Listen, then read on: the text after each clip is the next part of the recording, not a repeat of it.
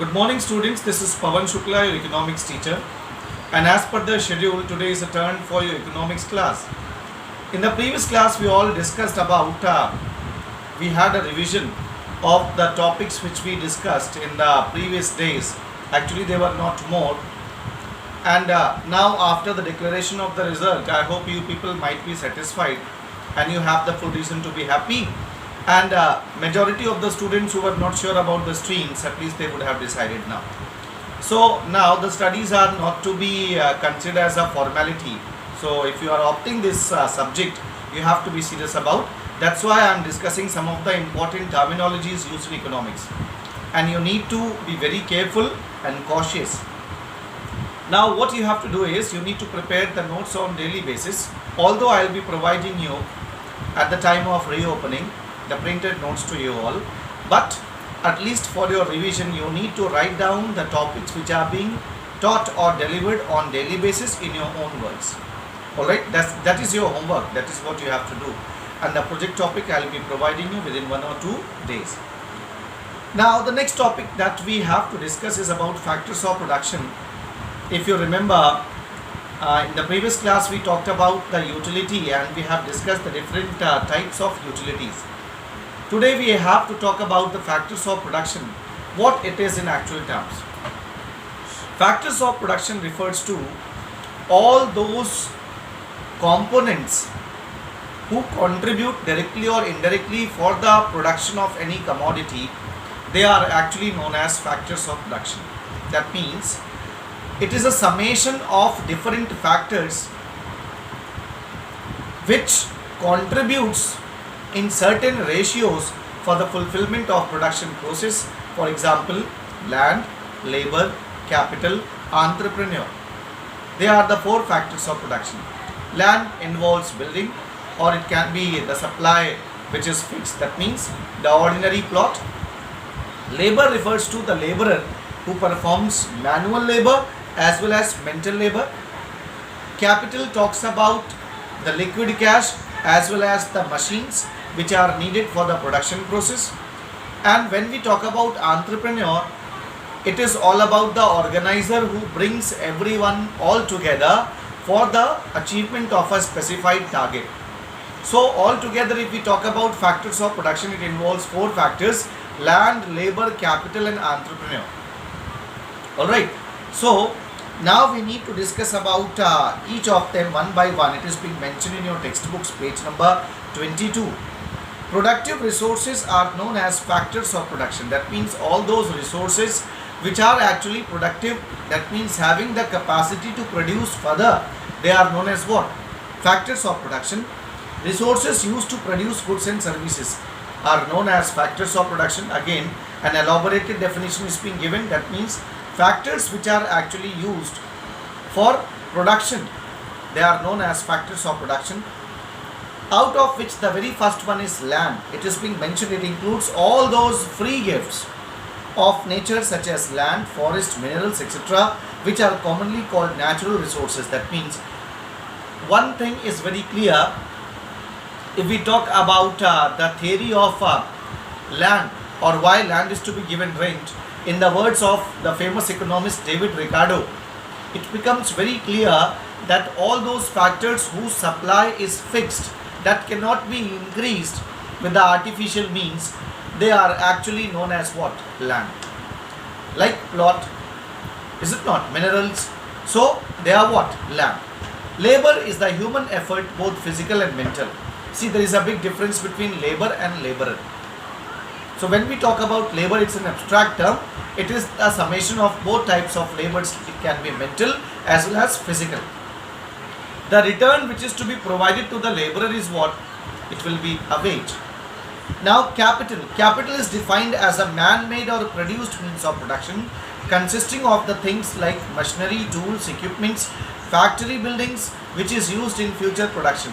As I have already intimated, the definition of capital is produced means of production. That means all those tools or techniques which are actually required for the production process. It involves liquid cash also, it talks about machines also, it talks about loose tools, loose equipments which directly or indirectly help in the production of any commodity. So that is known as capital. And last one is entrepreneur. An entrepreneur is one who organizes production, takes important decisions regarding production, and bears the risk and uncertainty involved in the production. That means the person who actually takes the risk, the person who organizes all the factors at one place for producing the commodities for the fulfillment of the production process. Such factors are called as entrepreneur. In other words, it is also known as an organizer, one who organizes the things and brings them at a particular point. For the systematic operation of any activity, they are actually known as entrepreneurs. And in the words of the famous economist Professor Schumpeter, he says, an entrepreneur is supposed to get the profit only because he or she is the person who actually takes the risk. Because he is the only person who brings everything at one place and invests the cash. And he takes the risk because there is no possibility, there is no surety whether in the near future they are going to get the return or not. It can be negative, it can be a high profit, it can be no profit, no loss. That is known as a break-even point. Alright. Now, see, these things we have already discussed. But it is for your revision we all are doing. Now we are going to discuss about the characteristics of factors of production. What are the main characteristics? Number one, there is cooperation among factors of production. That means there should be a sense of cooperation. In Latin word it is called as asperet de corps. That means if land is not coordinating with capital and capital is not ready to cooperate with labor, and entrepreneur is not cooperating with other factors, that means there is what is lacking there, a sense of cooperation, and automatically the target of or the main objective of the organization may not be achieved. Now second one is factors of production can be combined in different ways. It can be labor capital, it can be land labor, it can be entrepreneur capital, and so on. Third, factored services contribute to production. That means these factors, they directly or indirectly, they are contributing something in the productive activity. That means one way or the other, they cannot say that it is an effort of any one or two factors, but all these factors in one way or the other, they are needed. That means they are cooperating or contributing in a specified ratio. Alright. Now next is, factors of production have physical existence. That means they are physically realized. They are physically seen. Like land, labor, capital, and no doubt organizer. Demand for factors of production is a derived demand. That means, what is meant by derived demand? Derived demand means when the demand of one factor creates the demand of other factor.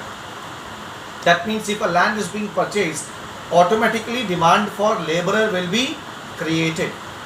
Demand for one factor creates demand for other factor. That is known as what? Derived demand. Therefore, we may say demand for factors of production is a derived demand. Next is factors of production differ in their degree of mobility. That means every factor varies on the basis of mobility. Mobility means mobile. Land is an immobile factor of production. That means it cannot move.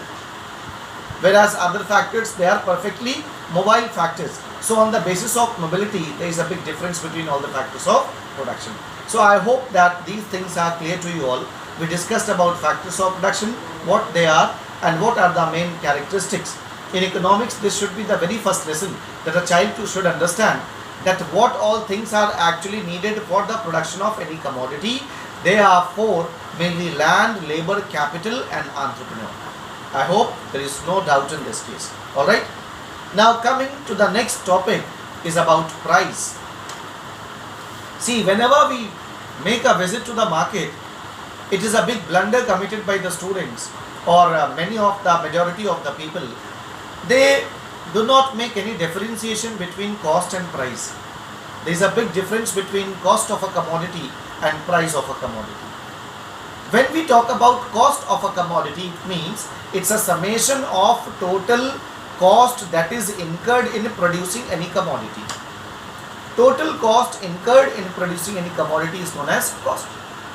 Whereas when we talk about price, price means sum total of all the cost plus government taxes plus profit margin of the entrepreneur.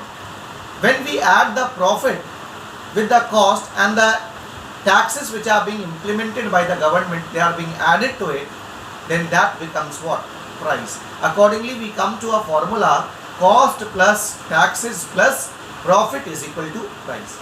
So always when you make a visit to the market, do not ask the cost, because none of the sellers or the producers, they are going to intimate you the information that the cost is so and so, because no one wants to reveal that what is the profit margin of the person.